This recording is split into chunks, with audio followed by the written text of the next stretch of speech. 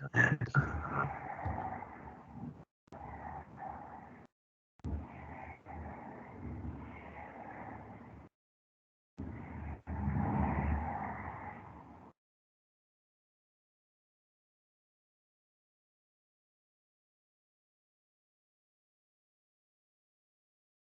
right. Welcome to Side Action, episode 21 of season 4. My name is Jim Wegs, aka Wegs. You can follow me at Wegspool on Twitter and on Instagram. And I'm Steve Roberts, aka Action. You can follow me on Twitter at 31S Roberts. Follow the podcast on Side Action Pod on Twitter. So Action, obviously a big wildcard weekend, which we'll get into. You've obviously had some other success in golf. I had a great weekend betting. I mean, I 3-0 this weekend. All my picks hit, and overall, I still am alive in the ATS. We kind of communicated about that. Schwan and I, the other guy, we basically made the same picks the whole time. So we'll have to change it up this week if we want to win something. No drama, huh? Every game, I know you texted me, you looked, and you guys had the exact same side.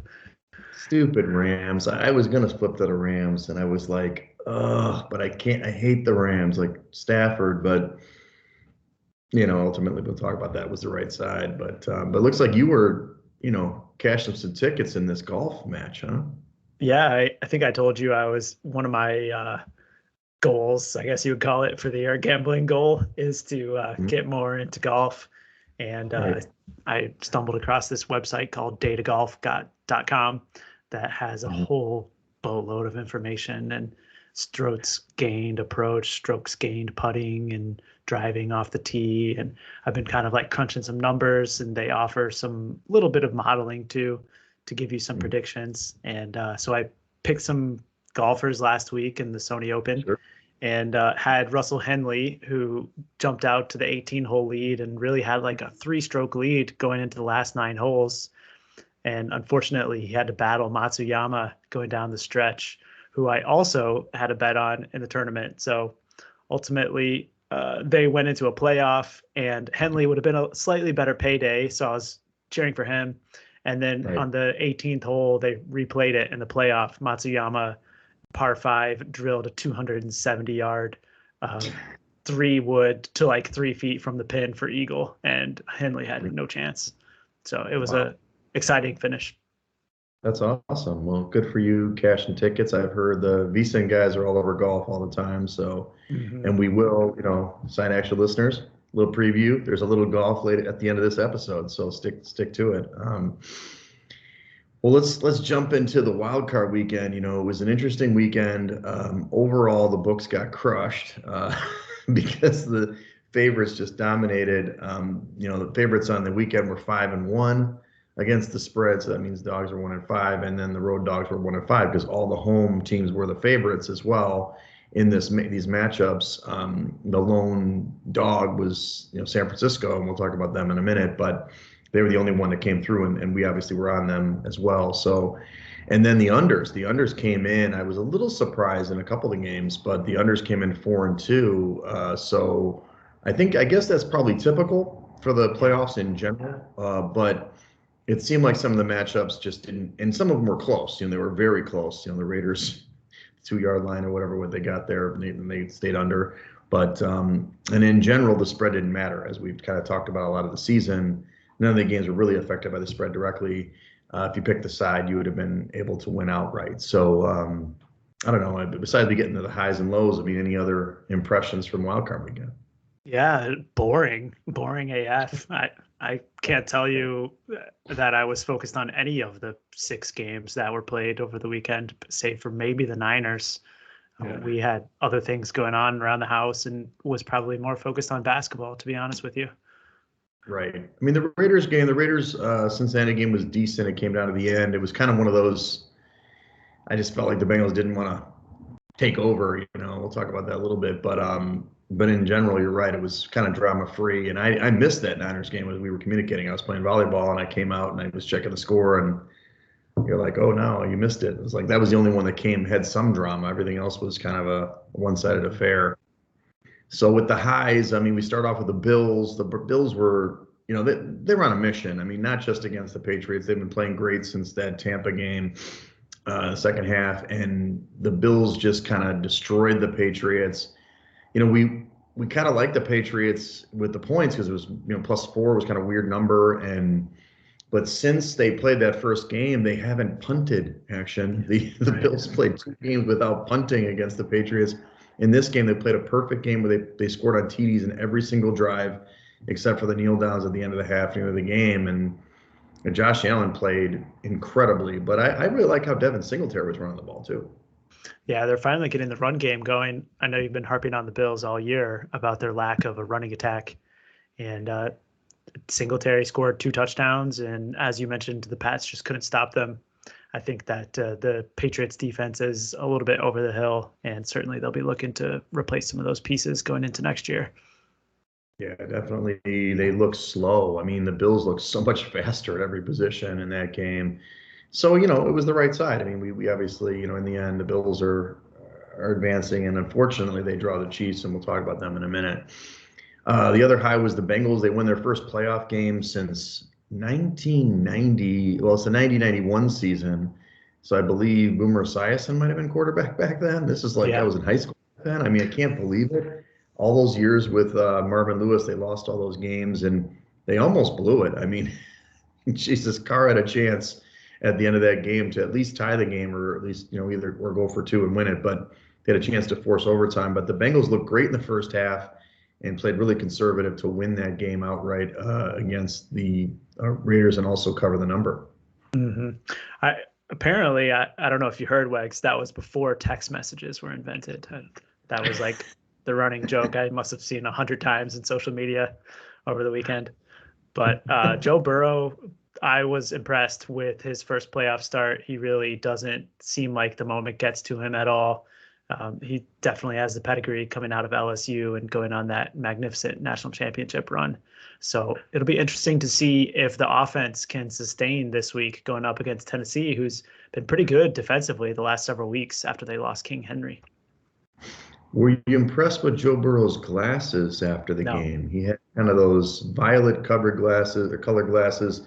Rainmaker, Zach Suter said he's going to sport those at O'Donovan's after a softball game this year. I dared him to do it. So those were not, I don't know what those were from, the 60s? I'm not sure.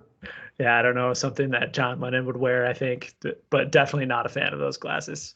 Okay, good enough. The last high was the Niners. We had talked about this game. We liked the Niners in this game, and they had the big road win against Dallas. A couple stories in this game. One of them, well, first of all, the Niners controlled this game right away. They went down and scored the opening touchdown and really didn't look back. I mean, Dallas only scored 7 points through 3 quarters. The Niners kind of opened the door in the fourth quarter. Jimmy G had a bad interception.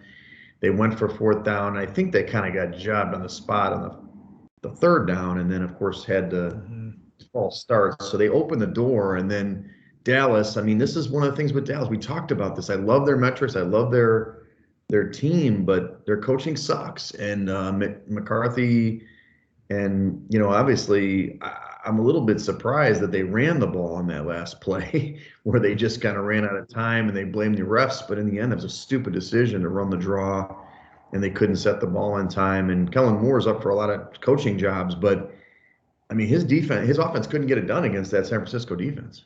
Yeah, that's true. I have read and heard a lot about the last play, obviously, and it sounds like McCarthy had some say in that too.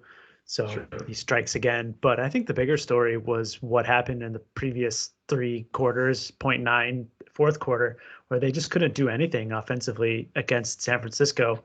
The points that they scored late were really benefited by those turnovers. And I think you really had to question the game plan. I know that they passed way heavier than they ran after both Zeke and Pollard had such big seasons. Yeah, I don't think they'll fire McCarthy, but they should. I mean, I've been on board with that even since last year. I thought that he was garbage, but that talent, it's a shame. I mean, in the end, I think the Niners are a really good football team, but Dallas should have probably showed better, at least in this game.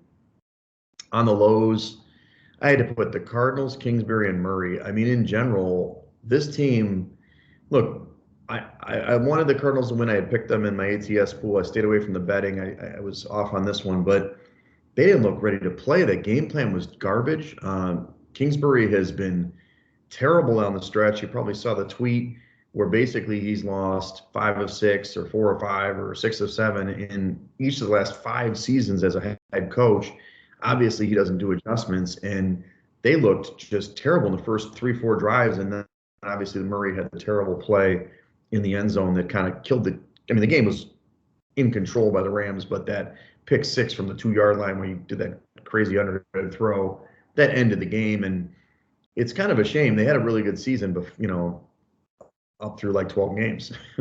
Yeah, it really is a shame. After the start, media was talking about Kingsbury as a potential Coach of the Year candidate, and they definitely faltered down the stretch. I got to be honest, after the pick 6, I turned it off, so I didn't really watch the second half at all.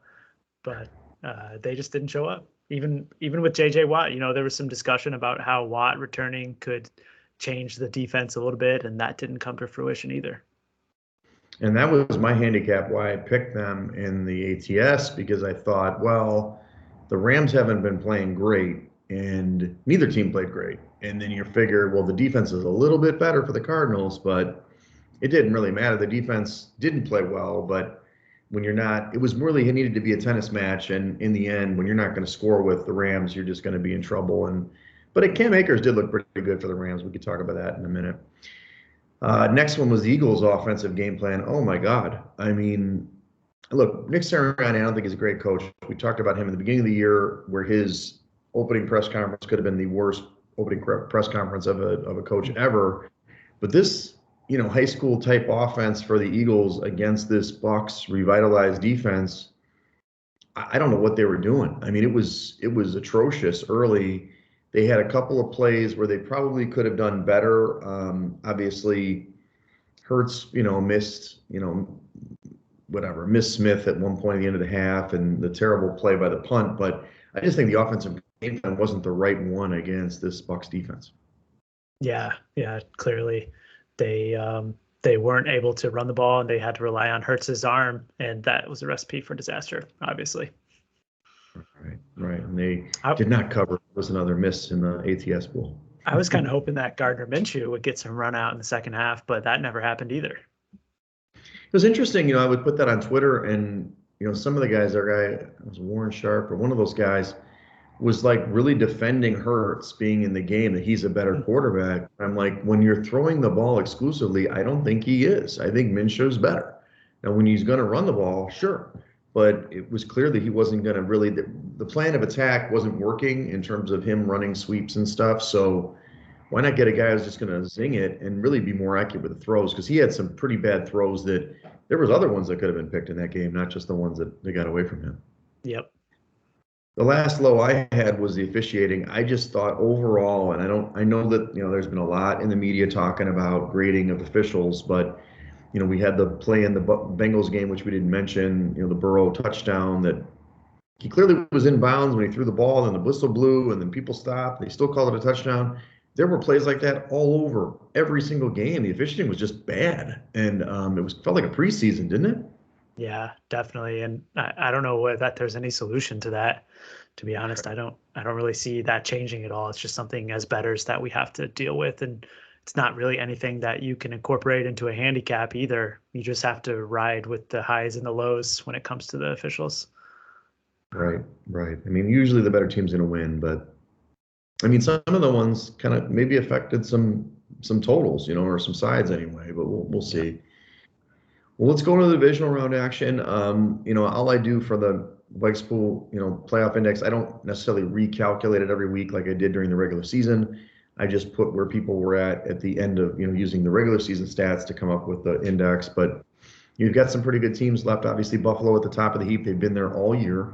And then the Bucs at number 2, the Chiefs, Packers. Then you've got Rams, 49ers. You've got Bengals over the Titans. I mean, the numbers are close on the back 4, but some of these matchups are really tight action when I look at the index, which makes sense to the better teams.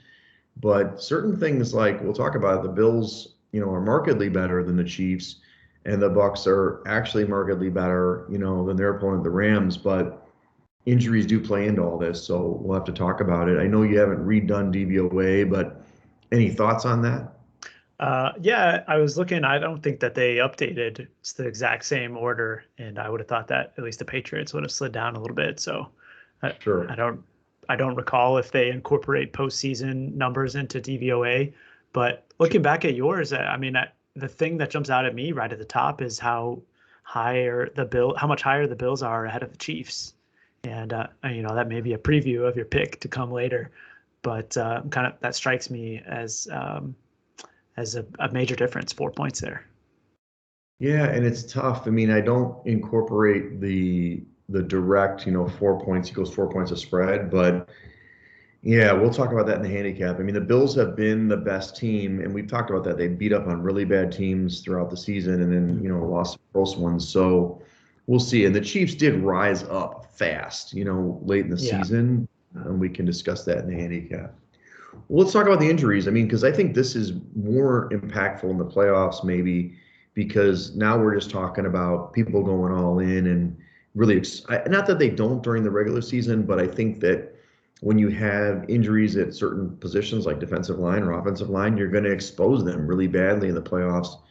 So the Bengals defensive line are the first one. This Larry Okunjobi is out. He's their stud defensive tackle that left in the Raiders game, and the Raiders was averaging 6 yards a rush, and they stopped. They didn't rush that many times. They should have rushed more. And I don't see any new news on Mike Daniels here, but there's also Trey Hendrickson, who had the concussion, a defensive end. He was a stud for them all season. He's questionable in the Titans game. These are really key injuries for them. Yeah, definitely are. I did see that Hendrickson practiced today with full Okay. practice. I don't know if that That's means he cleared protocol. I would imagine he has to play to practice.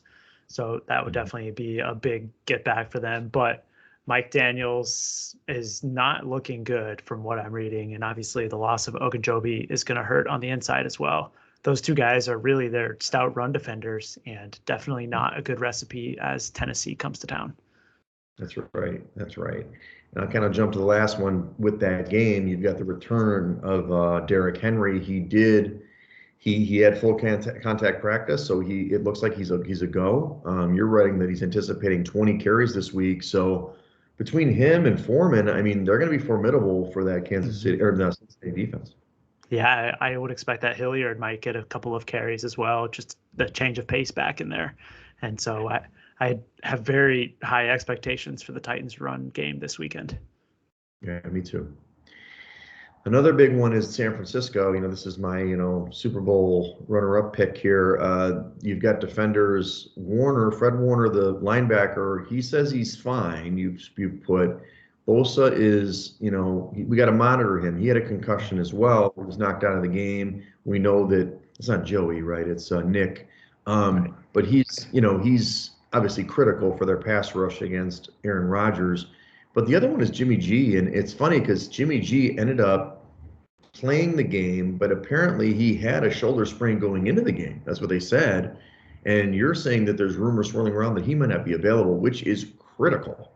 Yeah. Sorry, I took the plus 5.5 action. But yeah, I mean, if he doesn't play, I mean, there's no chance with Trey Lance, right? Well, I mean, the spread I think would move. We'll have to talk about what that difference might be, but I'm been hearing rumors all week on media that I listen to that there are some insiders who are suggesting that Jimmy G might actually be closer to questionable than actually looking to play. Practice report from Tuesday shows a light practice. I don't see any data from today, Wednesday, but I personally suspect that this is just Shanahan trying to play more mind games. I mean, historically he always pulls this BS, and I have pretty high expectations that it's going to be Jimmy G. And you've seen here in the last day or two that the line has moved up to 6. So I don't know if that is directly related to that or if it's just folks lining up to bet the Packers. Yeah, I think that people are lining up to bet the Packers right now. I think, but the obviously the defensive injuries. Now, usually you said that the limits go up on Wednesday or Thursday. When do they go up? Because this Thursday. game's a Saturday night game. That's true. I don't know if they change them based on the game date, but typically the larger sports books that cater to the pros will raise limits on Thursday. Okay, so tomorrow, I kind of want to see where this line goes tomorrow, even though I'm already invested. But I just kind of from my ATS pick, in the pool, I'm still I love the matchup here. We'll talk about that in a minute. I'm getting ahead of myself. Sorry, guys. The last one is the Bucks. I think this is a really important injury. Tristan Wirfs, the right tackle, who's questioned with an ankle. He was in the game, got hurt. They brought him back, and I mean, Ryan Kerrigan was running all over him. They had to get him out of the game again. And in fact, I actually thought the Eagles played pretty decent in the second half of that game without Wirfs there. And I think they even had an injury with Jensen, although he wasn't on the injury report this week. So that's important because the Rams front four, obviously with Donald in the middle and you've got Von Miller and Floyd on the outside. I mean, they're going to get after Brady, and they did in the first matchup. So you need a healthy offensive line for the Bucs. Yeah, definitely. I mean, we saw in the second half that, as you mentioned, the Eagles started to get some pressure on Tom Brady. And given his lack of weapons on the outside, ultimately that's going to add up and bring an offense that's already decreasing down a little bit more. So I did see that Wirfs was a DNP on Wednesday today at practice, and he and Jensen are certainly two to monitor. Yeah, we'll see. Well, let's roll into the handicaps here for the divisional round, as we do have some other stuff to cover today or this week on the onside action. So the Saturday games line up like this. You've got the Bengals at the Titans in the first game, 4:30 p.m. Eastern time. The Titans open as a 3-point favorite at home. It's up to 3.5 right now, 47-point total. Look, even with the Bengals, the injuries aside, I think the Bengals definitely, the injuries are really going to help our handicap for the Titans. But I think the rest for the Titans and the way they played all season, getting people healthy, being a home favorite at 3 or 3.5 is obviously the hook. But I'm all over the Titans in this one, action. I think the Bengals were happy to win their game. And as good as Joe Burrow has been, unless they kind of pull some magic, I think they could get kind of pummeled by a team that's ready. They've done what they needed to do to get to the regular season to get the 1 seed, and the Titans are just going to run it down their throat. Yeah, I agree. I was thankful that I saw a tweet from Adam Chernoff, I think like midway through the second half on Sunday, as it looked like Cincinnati was going to win the game. FanDuel posted odds on these two AFC matchups, and I quickly jumped on the Titans minus 2.5. Assuming that they were going to be down some of those defensive linemen. And now we're sitting at 3.5. I would certainly tell the listeners that there's no rush to jump in and bet the Titans at 3.5. At this point, the difference between 3.5 and 4 is minimal. You might as well hold out and see if it trends back to 3. Right. Yeah. So, I mean, it's obviously, I think the way that they've set up the slate, this makes sense. I'm not saying that the Bengals can't win this game. They certainly can. We've seen them beat really good opponents, including the Chiefs a couple of weeks ago, but we'll see. I think that one of the things I noted from the Raiders game, I don't think Zach Taylor was very aggressive when he needed to be. Maybe he'll be more aggressive this week, and that's what he needs to do to win this game.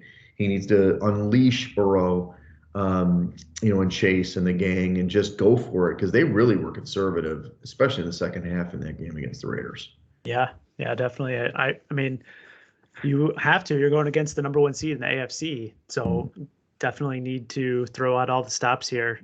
And speaking of the total, 47 looks like there's some over money that is hitting the market. So it looks like bettors are expecting a higher scoring game here. What are you thinking on the total? You think it'll stay under? I don't know. I had definitely would lean to the over at 47. I think that especially with the Titans getting some of their weapons back, presumably AJ Brown is going to be even healthier than he has been. There's opportunity for lots of points in this one. Okay. Yeah, I'm on board with that. Makes sense. Okay, so the next game is, a big game for my predictions, but let's see. I really got to wait on this one. If you're betting, maybe the Packers, you can bet them now, but 49ers are going to the Packers. It's 8:15 Eastern. Green Bay opens as a 5-point favorite. Wish you got that if you're a Green Bay backer. It's up to 6 right now, 47.5-point total. We talked about Nick Bosa and Jimmy G's shoulder. I still like San Francisco in this game. I think that they match up really well against Green Bay, but I will say that you're probably going to get more points if you like the 49ers. I think it's probably going to tick up to 6.5 at some point, maybe even 7, especially depending on obviously Jimmy G is out, then it could get higher. And I like the under. I know that a lot of people think it's going to be a high scoring game, but if the Niners can control the game, I think they're going to run the clock. I mean, it's just going to keep Aaron Rodgers off the field. Yeah, I agree, and it looks like there is sharp money on that total under as of now. Another spread of, total 47 currently. But I'm with you. I obviously the Jimmy G question mark gives me some pause because I don't believe that Trey Lance he's probably a 2.5 to 3 point drop off at this point in his career, and I think it will be extremely interesting to see if Jimmy G actually does get ruled out, to see where this number settles. Probably crash through with a touchdown and land at 8.5 or 9. But like I said, I have an expectation that Jimmy will play, and I'm with you. I think that the Packers' run defense sucks, and I don't think it. I know it because they're 28th ranked against the run this year, and we've seen a whole slew of teams just run all over them. And now we're seeing Deebo Samuel get more carries, and Eli Mitchell, the rookie running back, has been great too. So I like the Niners. I like them on the money line too. I think the Packers are going to lose. I think so too. Now, what if Lance plays? Do you think that, I mean, not the money line at that point, but do you think it's a good value at the 10 or 9.5 if it gets Lance in the game? No, I would definitely be passing on the side if Trey Lance is out there. I think that lends some more value to the under. Obviously, you're probably going to see a move down on the total as well if it's Lance, but I think that 45, 44 range would be good with Lance under center.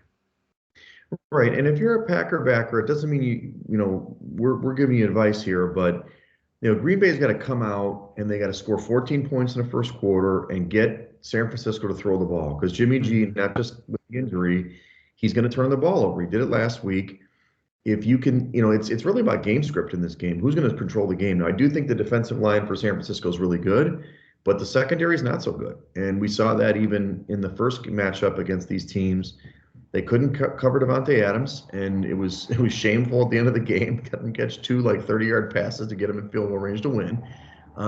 So obviously, that's a factor, but I think that San Francisco is a really good football team, and so hopefully we get to see the best play at the same time on Saturday night.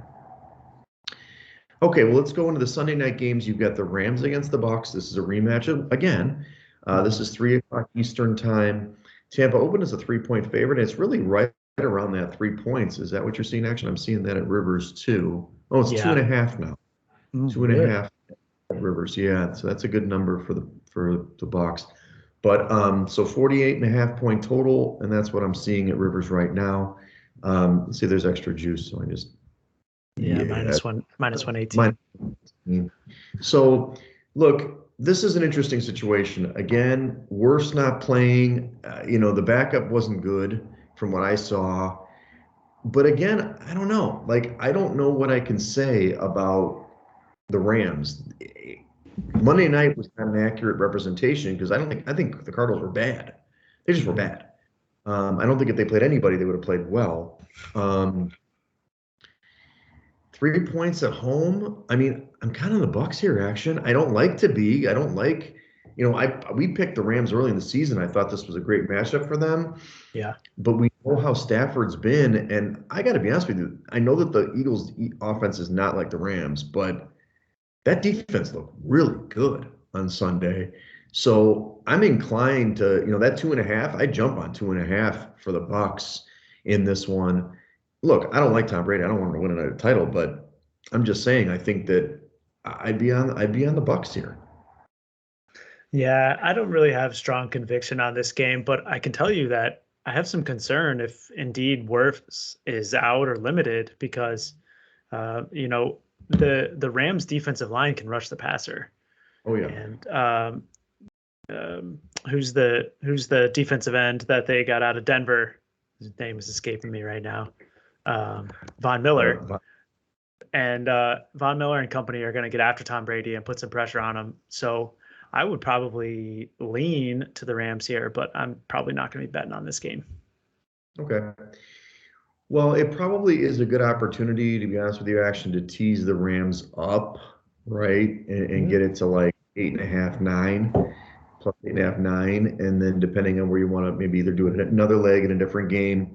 What do you think about the total in this game? Originally I was thinking, oh, this will probably be an over game just because, both offenses are really good. But, the defenses can show out too. I really think that Tampa, the way they're going to win if they get back to the Super Bowl, it's going to be on defense. And, Tom obviously has been carving up everybody no matter who he has out there at receiver. But 48 and a half, I mean, I'd probably, if you were to do the teaser thing, I'd probably tease the Bucks up and the total down and do the over is the way I would do it.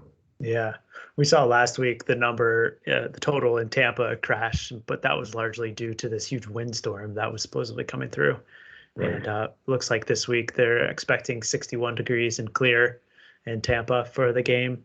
And in the previous meeting, they did put up 58 points combined. So we've seen these two teams eclipse this total in really the last several meetings. Last year, it was 27-24. And so I would agree. I think that there's probably going to be some points here. Right, right. Okay, the last game of the weekend, the marquee game, is the Bills at the Chiefs. This is 6:30 p.m. Eastern. I should be back from Tampa by then, by the way. So Kansas City opened as a 2-point favorite. Actually, I didn't update this. I think it's 1.5 at Rivers right now. It is 1.5. Oh, two. I've seen 2 at 1.5 too. So it's around 2 or 1.5 where, Kansas City is the favorite at home. The total's at 55. Is that accurate? Yeah, 54.5, 55. Look, I've already put my chips on the table. I think Buffalo's going to win this football game. I know that I'm getting sucked in. Like last week, when I wrote in my article, it's all over the Chiefs. Patrick Mahomes, he's my guy. But there's something about this Bills team action, and I know that they didn't play. There's a couple times they didn't cover, but they are running all cylinders, and that defense played incredible. And granted, it's a lesser quarterback. I know you're Mac Jones. I'm sorry to don't want to insult him, but he didn't play well. So this should be a high-scoring shooting affair, but I mean, the Bills have a better defense. They have a better offense. I mean, I don't know. Am I missing something? I mean, they can pass the ball a little better than the Bills, but these teams are, I mean, it's not just the index. I think the Bills are a better football team. Yeah, but they are going on the road to Kansas City, and I know that they went to Kansas City previously this season and pasted them by 18 points in the first meeting with the very similar spread, I might add. I think, oh no, scratch that. It closed Buffalo -2.5, it looks like. Is that right? It must have been. Yeah. No. Was it? No, sorry. It was Kansas City -2.5 in the first game. It's the same spread. Right. And but the difference is that was when Kansas City was in their losing streak early on in the season. Remember, they couldn't cover a game. And I think the defense has obviously gotten much better since then. Certainly not as high as the Bills are.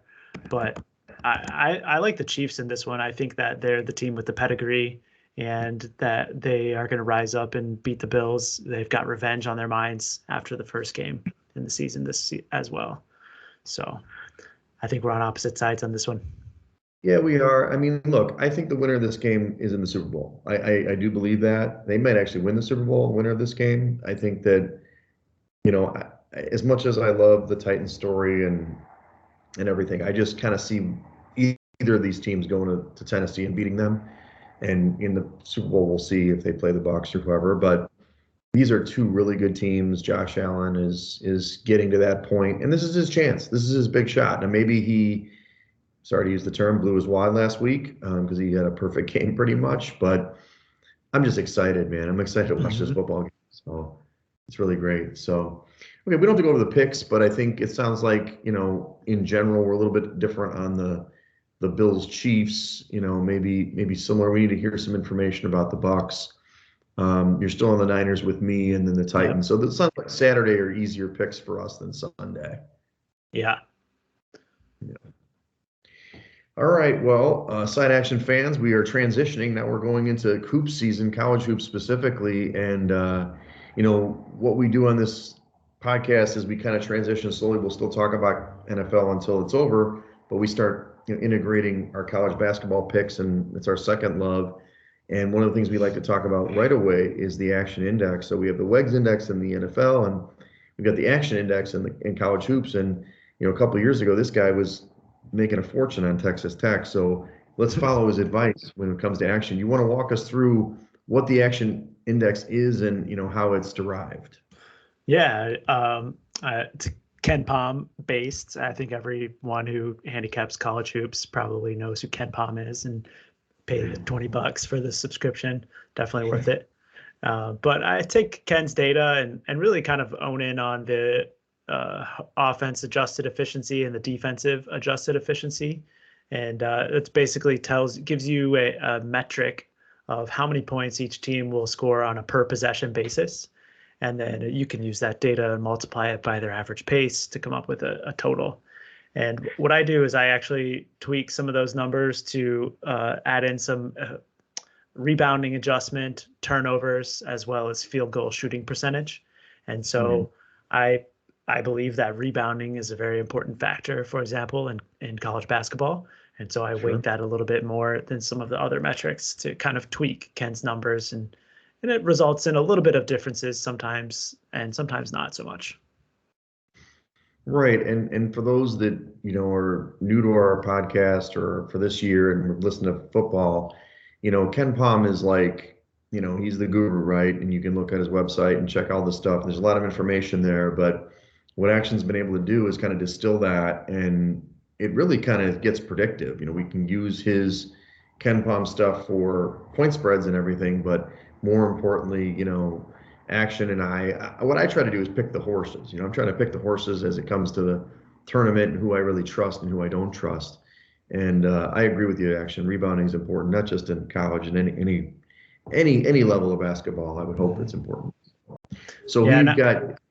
I was just going to add, historically, the national championships have always been in the top 20 defensively and offensively in Ken Palm's ratings.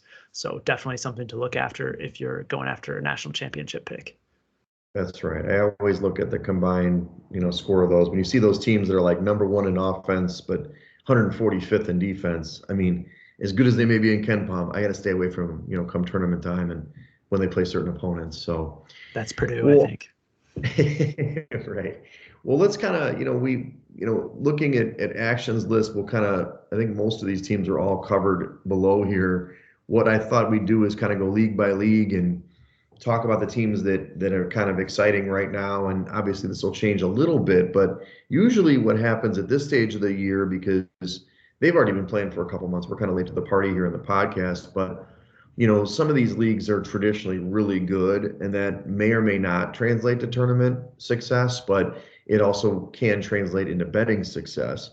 So let's go over some of these big leagues action. Let's go with the Big 12, which I'm not saying it's the best league this year, but it traditionally is a really competitive league. And I watched some games last night for the first time and was really impressed. So we know that Baylor is one of the top teams in your index, and in general, they had a tough week last week. They're returning a couple of guys from their championship team from last year in Flagler and Mayer. But what do you like about this Baylor team? Well, I mean, defensively, I think you got to start there when you're talking about Baylor, because last year, the national championship team, and again this season, was a really strong defensive team. They really like to suppress their opponents, and they historically are excellent defensive rebounding as well. So certainly I'm a defensive guy, and they fit the bill from that perspective. Yeah, I mean, they're well coached. I think that Baylor over the last couple of years, and this year's no exception, in college basketball, guard play is really important. Size is really important, as you talked about with rebounding, but late game situations, free throw shooting, turnovers, guards, and they always have good guards at Baylor. So the rest of the league, you've got Kansas. I watched them last night. Obviously got the former Loyola coach Moser's over in Oklahoma. They probably should have won that game. They blew it against Kansas, but a great game. But Kansas is a good team. They've got lots of size, and they've got a guy named Agbaji, who's their leading scorer in the Big 12. At least he was going into last night on the perimeter. So they're kind of back. I will tell you, our guy Prime looks a lot like Bill Self, I think. It looks like Bill Self is healthier this year. he's not as stressed out after all that investigation. His face is not as red, and it looks like his team is playing a lot better than they were last year. Yeah, definitely. I mean, preseason, I think Kansas was probably the number one in terms of the futures odds boards. So certainly the preseason favorite to win the national championship. And Agbaji is definitely a beast inside. Their defense is not quite as good as Baylor, though. I think Right. mid-30s. So something to keep in mind, but definitely an excellent offense. The other two teams I wanted to highlight, I already mentioned Oklahoma, but they're good, but they'll probably be like a, 8 or 9 seed type team or 10 seed, is Texas. Texas, obviously they had a coaching change. You had Shaka Smart there at one time. Now you've got Chris Beard going from Tech to Texas. So he brings that brand of defense, and he's probably brought some of his, maybe not his guys from Texas Tech, but he got his transfers in. I saw they lost a tough one last night, but as you mentioned, this team plays, pretty good defense. They're in the top 15 in defense. They're decent scoring the ball too. And the other team is Texas Tech, his former team, where Mark Adams is the coach, his former assistant, and they're third on the defensive side. So these are teams that when you come, when you're going to play these other teams, you better bring your lunch pail. You better start playing really good on offense. Otherwise, you're going to get beat up. Yeah, Texas Tech in particular is one team that I've been targeting a lot this season for unders. The second ranked defensively, I guess you have third on here, but they play a very slow pace as well. So you see a lot of low scoring games in their contests. All right. And in general, top to bottom, this league, you've got teams like Kansas State, Oklahoma State that, I mean, they can win at any given night. I think winning on the road in the Big 12 is really challenging. So as we talk going forward in the season, when you see a road situation, I mean, it's hard to win on the road. So you obviously want to get those points if you're a home dog, in the Big 12. Let's talk about our favorite, Big Ten. Big Ten country, actually still in Big Ten country. Everybody knows he hasn't worn the sweatshirt in a minute, but the Purdue sweatshirt over here in Detroit for action. Purdue is, they should be the best team in the Big Ten, even though Wisconsin's playing great. You got your two twin towers out there. I might have misspelled it, eBay and Williams, and then the number one offense in America. Why don't you tell us about your team? eBay, I like it. Zach Edey is Canadian-born Ontario guy, and he stands at 7'4", and he is every bit of 7'4". So much so that when he makes a move in the paint, he's always elbowing his opponents, and he often gets calls for high elbows. But he's just tall. I don't know what to say. But Purdue this season is not the historic Matt Painter team, because typically you see Purdue defensively is in the top 10 of every season, but this year they've sloughed off quite a bit, down in the 60s in defensive rating, but they've made up for it with their offense. Number one rated per Ken Palm. They're scoring almost 1.25 points for every possession. And that really comes down to the efficiency of both Edey and Travion Williams on the inside, because both of them are very high in terms of field goal percentage. And what I understand is they don't play them together necessarily. They kind of throw Edey and Williams and just kind of wear down the other big man. So then by the end of the game, they're just destroying them inside. And that kind of happened against Kofi Coburn the other night, took 2 overtimes. But yeah. So, and one general comment about the Big Ten, last year you had 10 teams make the tournament. They were really deep. I don't feel like the Big Ten is as deep this year. Last year, a Rutgers team, you had teams that were pretty good. It seems like there's a little bit more top heavy than past years, but maybe better. The other team I just mentioned was Wisconsin. I watched the game last night against Northwestern. They won 7 straight. They've beaten some top teams. This Johnny Davis, I guess, is Player of the Year, favorite right now. He's their guard. They've beaten teams like Houston and Purdue already. What do you see in this Wisconsin Badger team? Hatred. Wisconsin is my kryptonite, man. I don't know what to say. They're good. I will admit that, and it really comes down to Johnny Davis. He is otherworldly. I think he is in the top 10 in terms of Ken Palm's player ratings. He can score pretty much at will from anywhere on the court, and that gives them an element that this Wisconsin team hasn't had in several years. And certainly with a player like that, they can make a run in March. Yeah, they'll be a tough team. I mean, they're well coached, of course. Greg Gard is always a good coach, but I agree they have a guy in late situations that can score, without screens or set plays. So we'll see how that works. He looked like he broke his nose last night. We'll see if he, really, missed a game or he got hit pretty good across the nose. He came right back in the game with stuff in his nose. I mean, the guy was a tough guy. Huh. A couple other teams, Illinois, I mentioned that already. They were really good last year. They're not as deep as they were a year ago, but Kofi's a big guy in the middle. Frazier and Corbello are really good on the outside. They have, a team that can really play. I do like them, of course. Ohio State is good. EJ Liddell is a really good basketball player, probably in that top 5, top 10 player in the country kind of situation. He can score on any given night.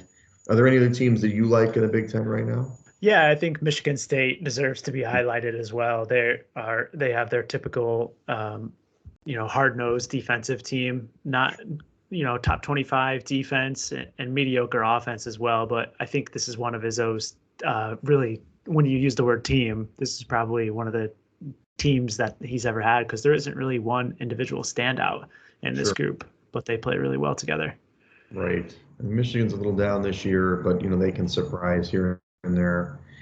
Well, let's jump to the league that kind of surprised us last year. At least I was pumping them up. Ashton kept putting me down for trying to pump them up, and then he ends up riding them to player championship. But the Pac-12, I mean, this is a team that that's the League of Champions. I don't know if you knew that. But they've got 3 really good teams that they made some noise last year in the tournament. Not just these 3 teams; they had several teams play well. But Arizona has a really talented team. They've got this 6'11" sophomore, Azulis Tubulis, or whatever his name is. He's supposed to be a super athletic dude. They've got a new coach in Tommy Lloyd, who's an old Gonzaga assistant. This team, I guess, I've heard a lot of pundits say that this team could win the championship, which is weird. We haven't heard a Pac-12 team win in a while. I haven't been able to see them yet, but they're a really talented team, and it's exciting to see the Pac-12 actually play good in the regular season and maybe get a decent seed. Yeah, I mean, we described earlier the resume that you need to win a championship, and Arizona fits it. 14th ranked offensively and 9th on defense. And this is definitely a team that can make a run in March. I would definitely put them in the top 5 in terms of odds to win the title. Right. Some other teams here, last year USC was my squad. They lose Evan Mobley to the NBA, the talented now, he's a rookie in the league, but his brother's on there with Isaiah Mobley. They still have a very good team.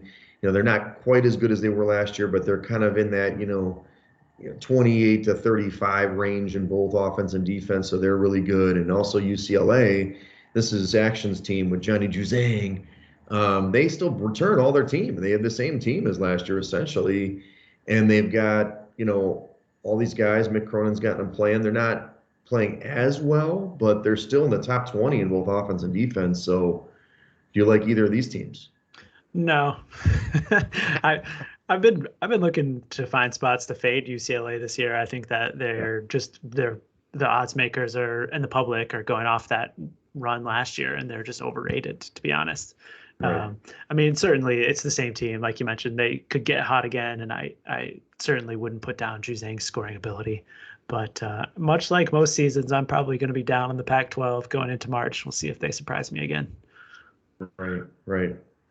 I think the next deepest league besides the Big 12 is the SEC, especially when you look at the matchups and what they can do. Kentucky's back. It's always great to have Kentucky back. You may not like Coach Cal, but honestly, I respect him. I think he brings a lot to the table as a coach and his recruiting. But when they're good, it's always more fun in the SEC. And he's got a really good team of young and older players. He's got Ty Washington as a Frosh guard, but he's got some good forwards from transfers and some holdovers. So they're a really good team. You see Auburn's up there as well. They're a super good team from the metrics, like top 15 in both. And then your guy, Nate Oates, the coach of Alabama. I mean, these guys just keep coming in LSU and Tennessee. So you've got 5 excellent teams in this. And I'm not even talking about Mississippi State and Ole Miss. They're all in the top 40 of KenPom. So some good teams there. Yeah, definitely a really deep league. My pick of this league has got to be Auburn, though. I mean, I've been incredibly impressed with their defense, and Jabari Smith as their leader is an excellent player. I'm kind of down on Alabama, despite their run last season. It's a team that I've been looking to fade game in and game out. I think it's another team that I've got on my overrated list. Okay, good to know.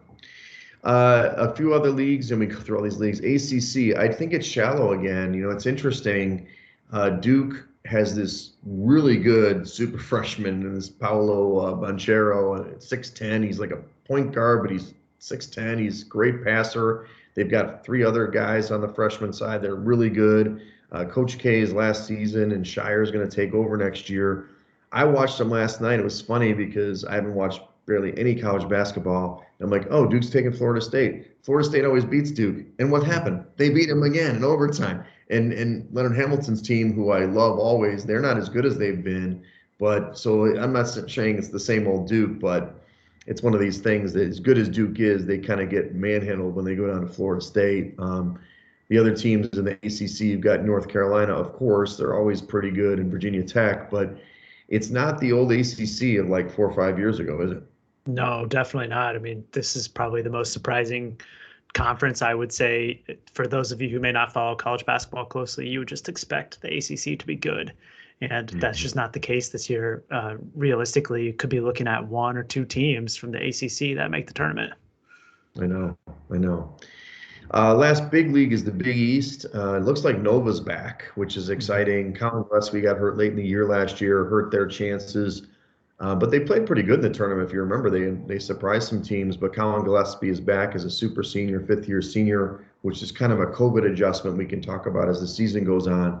So they're playing really good basketball. And then you've got other really guard-heavy teams like UConn, Xavier, and Seton Hall that kind of round out the Big East. Are you big on the Big East, or are you still kind of fading them as you do the ACC? No, I mean, there's some teams in the Big East that I think could make some surprises. I like Providence, too. They've got a good team this year, kind of middle of the pack in both offensive and defensive efficiency metrics. And, there's some teams that are on my often fade list, too. Butler is one team in particular in this league that I look to fade often, as well as Creighton. They have been playing very poor lately as well. Right. They've been good in the past. A couple of the teams to keep in mind, we always talk about the Zags. So out of the Western Conference, they've got the Zags are playing, West Coast Conference. They've got Drew Timme back. The Zags are always at the top. They're number 1 again in AP and also in KenPom again. So same old thing. They almost had it last year for their big title. But there's some really other good teams in this conference. And BYU's good. St. Mary's, even University of San Francisco is pretty good. So they may steal some bids from like an ACC or a Big East this year.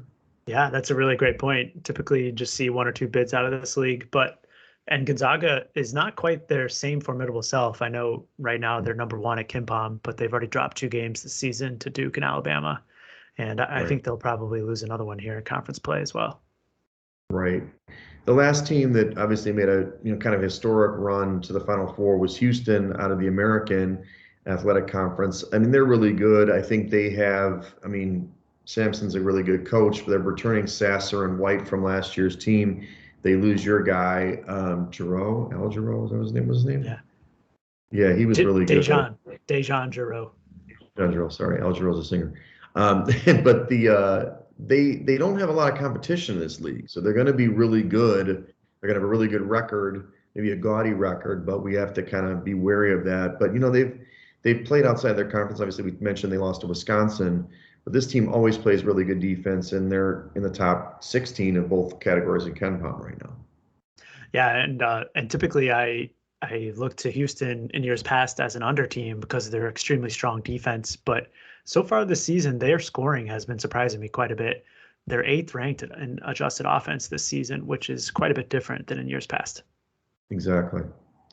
Well, so typically what we'll do for the college basketball thing, we'll highlight big games. We'll go over Actions Index first and then highlight big games. And I don't know if you had a chance to look at these, but I threw out a few this week. A lot of them are Big Ten and, big conference games. But Purdue is going to Indiana.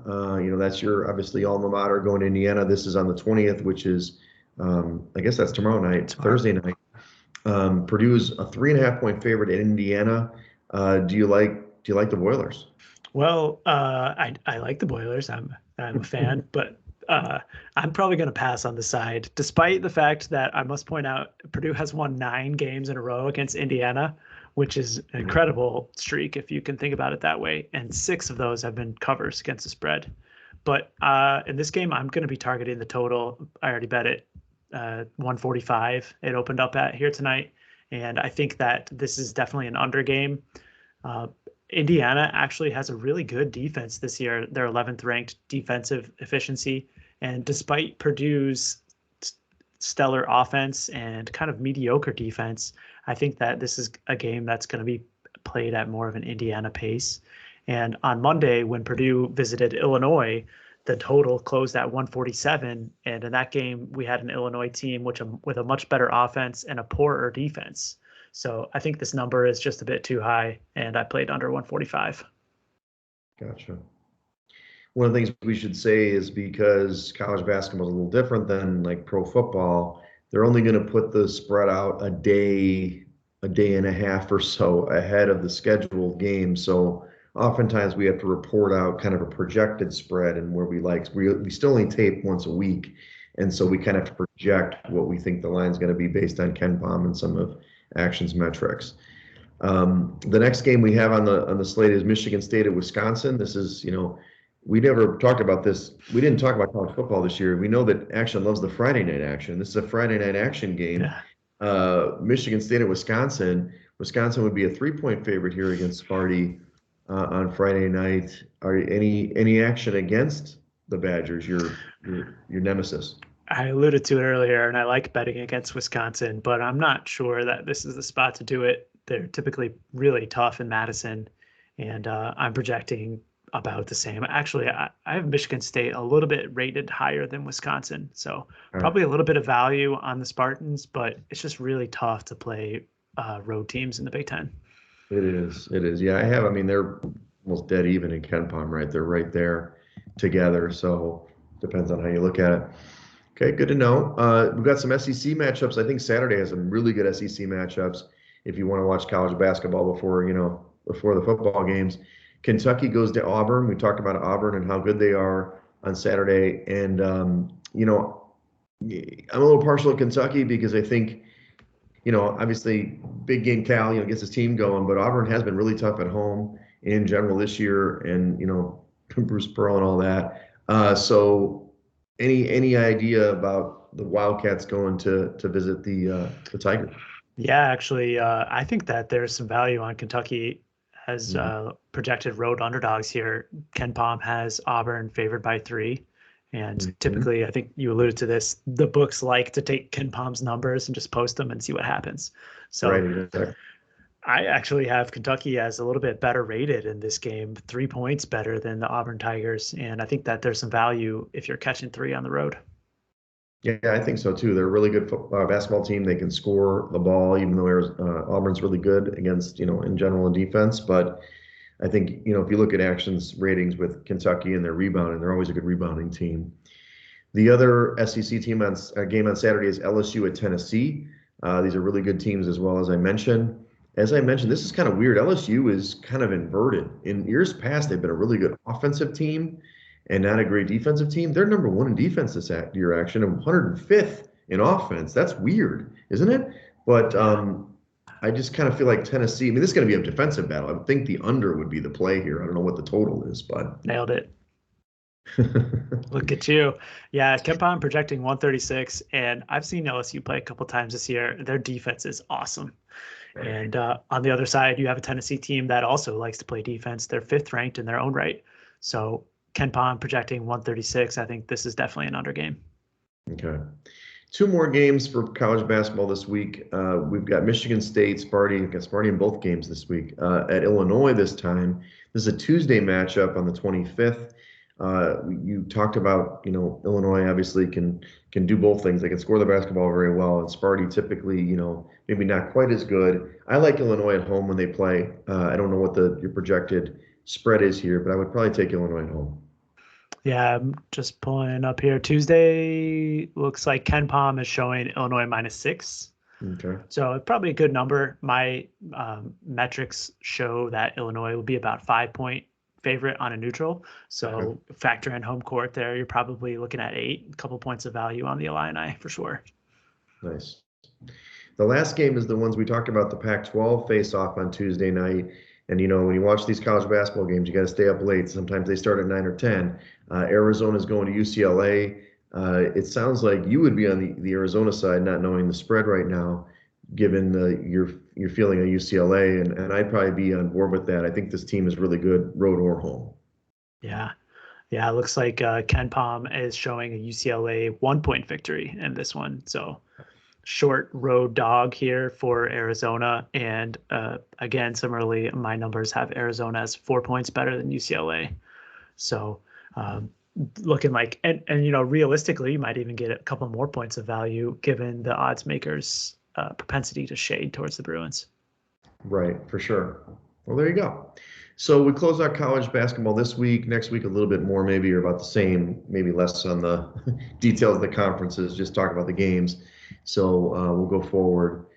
We talked last week about throwing some more sports at you, and Action's going to give it to you. We've got the American Express tournament in the PGA. It sounds like he's done some handicapping, so let me know what you're thinking for this weekend.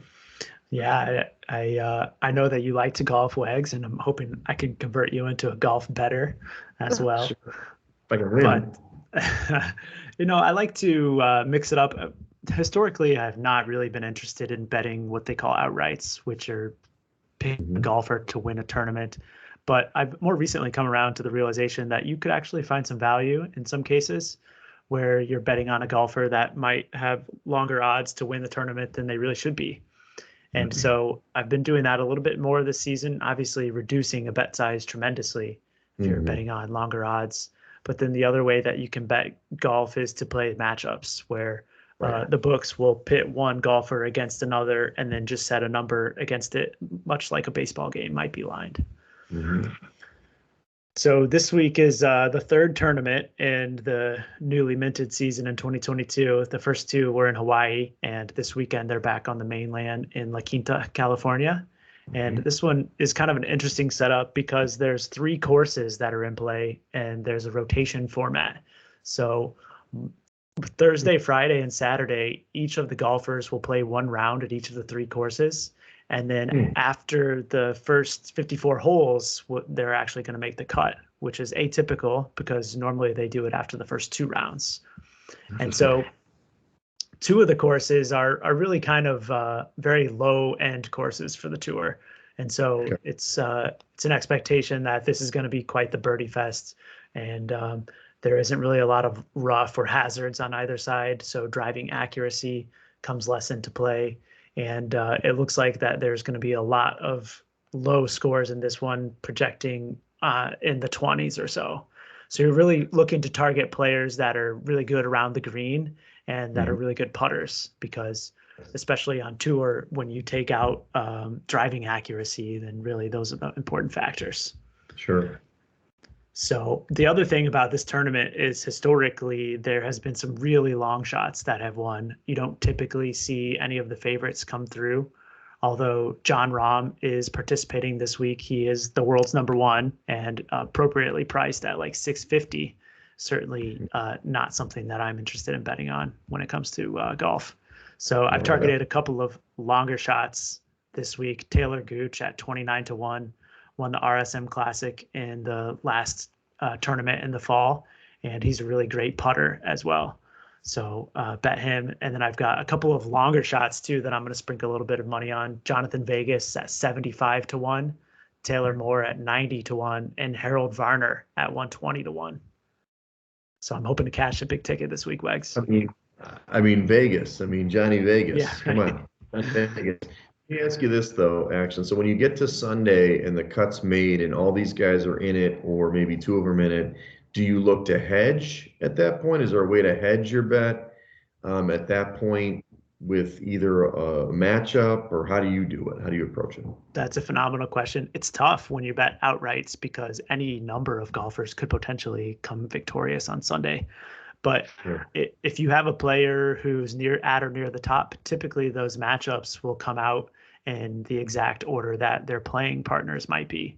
So if you have a player like Taylor Moore at 90-1 who happens to be in the last group, you could just attack the matchup against his opponent and potentially come out on that one. Gotcha. It looks like you have another matchup that you're looking besides those right guys. Yeah, one matchup I do like this week is going against Brian Harman. He is a player who played last week in the Sony Open and did not fare well over the weekend. Did not have the putter with him, and I think that he is going to be into some trouble this weekend. So I played Luke List -120 over Brian Harman. Gotcha. And so basically, if Harman doesn't make the cut and List does, you win your bet, right? That's right. Yeah. Or if List just has to beat him by 1 stroke in the tournament, then you'll win the bet as well. And where are you getting most of your information for the golf information? So the website I stumbled across this year is called datagolf.com, and they have a paywall as well, but there is a lot of free information on there. You can look at course history and course fits. They have strokes gained data from the last 5+ years on all of these golfers. So you can go in and look at, in particular, the courses, the stadium course that's going to be played twice this weekend. You can look and see how each one of the golfers has fared on that exact course in their history. Nice. So I think that's the advantage. I mean, if you're willing to take the time to look at that data, it's not as, I guess, there is actually pretty good volume. There's a lot of people betting on golf, but it seems to me that people who take the time like yourself are doing some research, you have an advantage where I think, as we've noted in the NFL and highly bet sports, it's hard to edge sometimes because everybody's got the same information. So it's challenging. So that's great. I'm glad you've get some winners here. Yeah, we'll see what happens. Like I said, hit an outright winner last week with Matsuyama, and hopefully can pick out a few more as the season progresses. And you're out for that. You're doing your local, online books? Are you doing offshore? How are you betting those? I look across all of them. There's several websites that you can look. Odds Trader comes to mind, and I think even the Action Network has a free odds page for golf as well. So does Data Golf. So you can look and really do your line shopping to make sure that if you're targeting a golfer, that you're playing it at the best odds. Okay, nice. Well, thank you, Action. There we go. We've diversified. We've gotten to the point where we're trying to offer your bankroll increase on all sports, not just the NFL and college basketball. Nice work. Okay, great. Well, look, that wraps us up this week. And it was a little bit longer episode because we did the preview of the college basketball and we've got Wildcard. But next week we'll only have the championship round. We'll have 2 games to handicap in the NFL. So we'll do that. Plus we'll do college basketball, maybe a little golf or something else that Action wants to sprinkle in. So hopefully you can win some money and do what we did this weekend and win some money like we did in Wildcard Weekend. So yeah. Well, follow us at Side Action Pod on Twitter. Follow me at Wegs on Twitter and Instagram. And follow me on Twitter at 31S Roberts. All right. Good luck, everybody. Should be another great weekend.